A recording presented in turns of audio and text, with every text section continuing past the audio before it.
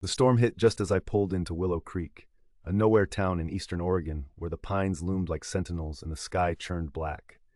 I'd been driving for days, running on fumes and a need to disappear, away from a cheating ex, a dead-end bartending gig, and a city that felt like a cage. My plan was simple: crash in my uncle's old cabin, untouched since he'd passed last year, and figure out what came next. The Toyota sputtered as I turned onto the dirt road, rain hammering the windshield, lightning splitting the dark. I didn't care. I was here, free, alone. The cabin was a relic: log walls, a sagging roof, windows fogged with grime.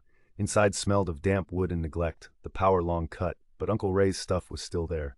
Fishing gear, faded photos, a ham radio gathering dust on a shelf. I'd spent summers here as a kid, messing with that radio, its static a comfort against the quiet. Tonight, I needed that again. I dropped my duffel, lit a kerosene lamp, and rummaged for batteries. 4 D-cells, corroded but workable, tucked in a drawer. The radio crackled to life, a hiss filling the room as I spun the dial, chasing nostalgia through the storm. Rain battered the roof, thunder rumbling like a growl, and I settled into a creaky chair, the lamp casting jittery shadows. The static buzzed, a white noise lullaby, until a voice broke through, faint, garbled but human. "Anyone out there? This is..." Static swallowed it, but my pulse kicked up. I twisted the knob, fine-tuning, and it came again. Willow Creek Relay. "If you hear this, respond, please." A woman, her tone urgent, edged with something, fear, maybe despair. I froze, hands hovering over the mic. Uncle Ray had taught me the basics: push to talk, keep it short, but this felt off. Who'd broadcast in a storm like this, on a dead frequency, in a town with barely a pulse? I pressed the button, my voice rusty from disuse. "This is, someone in Willow Creek, I hear you. What's going on?" Silence, then a burst of static, louder, sharper. "Thank God," she said, clearer now. "You're in the cabin off Route 17, right? Ray's place?" My stomach dropped. "How do you know that?" I'll explain," she stammered, breathless. "I'm Nora. I need help. They're coming and I can't. Look, can you get to the tower? The old relay tower on the ridge?" I glanced out the window, rain streaking the glass, the ridge a vague shadow through the downpour. "What tower? Who's coming?" "You're not making sense." "Please," she cut in, voice cracking. "They'll find me. The signal's all I've got. Just go. North side, metal stairs. You'll see it. Hurry." The line went dead, static roaring back. I sat there, mic in hand, my mind spinning. Was this a prank? A crazy local? But she knew the cabin, Ray, too specific for a joke. The storm raged, wind rattling the walls, and I cursed myself for even considering it. I should have stayed put, waited it out, but that plea, "they'll find me," stuck like a splinter. I grabbed a raincoat, the lamp, and a wrench from Ray's toolbox. Not much, but better than nothing, and headed out. The ridge was a mile uphill, a muddy slog through pines that clawed at me, the lamp's glow barely cutting the dark. Lightning lit the way in flashes, and then I saw it. A skeletal tower, rusted and leaning, its antenna stabbing the sky. Metal stairs spiraled up, slick with rain, swaying in the gusts. My boots slipped as I climbed, the wrench clanging against the rail, my breath fogging in the cold. At the top, a platform held a cracked control box, wires dangling, and a headset plugged into a panel, hissing static. I yanked the headset on, shouting over the storm. "Nora, you there? I'm at the tower." Static, then her voice, fainter, panicked.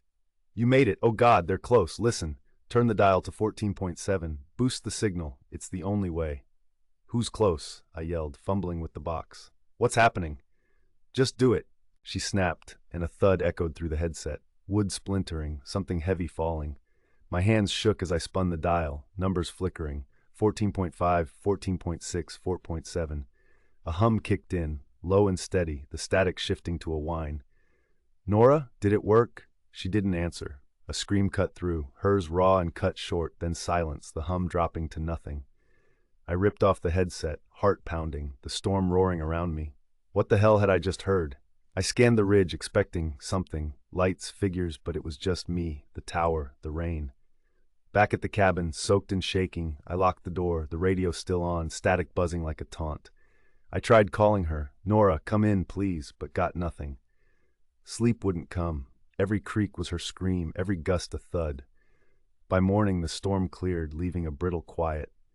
I drove into town, a cluster of faded storefronts and wary faces, and asked about Nora at the diner. The waitress, a gray-haired woman with tired eyes, frowned. "Nora? No one by that name here." Relay tower's been down since the 80s. You sure you heard right? She knew the cabin, I insisted, my voice tight. Ray's place. Said she needed help. The waitress paused, then leaned in, lowering her voice. Ray messed with that radio a lot. Folks said he picked up weird stuff, voices, signals. Thought he was nuts. You're not the first to hear things. I left unsettled and checked the county records. Nothing on Honora, no missing persons, just a note about the tower. Decommissioned, abandoned. Back at the cabin, I replayed it. Her voice, the scream, the hum. The radio sat there, silent now, but I couldn't touch it. That night, it crackled on its own. No batteries, no power, just static. Then her voice. You didn't save me. I yanked the plug, heart racing, but it kept going, louder. They're coming. Footsteps thudded outside, slow, deliberate, circling the cabin.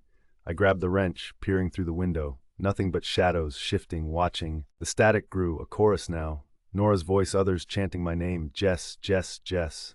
I bolted, driving west, the cabin shrinking in the rear view, but the radio in my car hissed to life. Same frequency, same voices.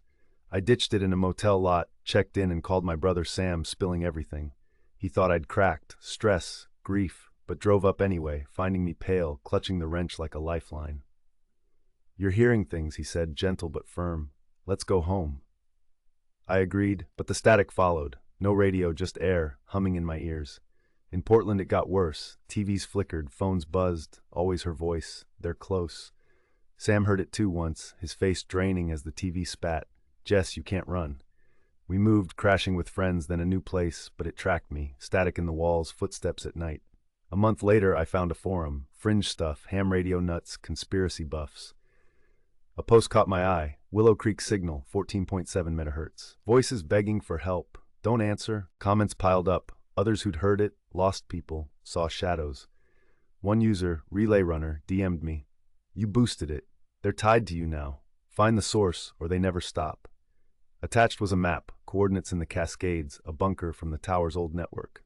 Sam argued, but I went, alone, armed with a flashlight, the wrench, a recorder. The bunker was buried under vines, its hatch rusted shut.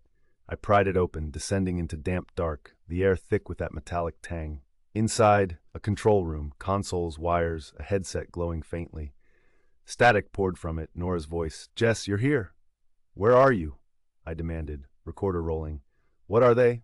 They're us, she said, soft, broken. Caught in the signal, you woke it. The hum surged, lights flickering, and shapes moved. Shadows, human but not, eyes glinting. I ran, the recorder catching their chant. Stay, Jess, stay, as the hatch slammed shut behind me. I made it out, driving blind, but the static's in me now. Every sound, every hum, her voice, theirs, endless. Sam's gone quiet, scared off, the recorder's blank. I'm running, but they're close, and I don't know how to turn it off.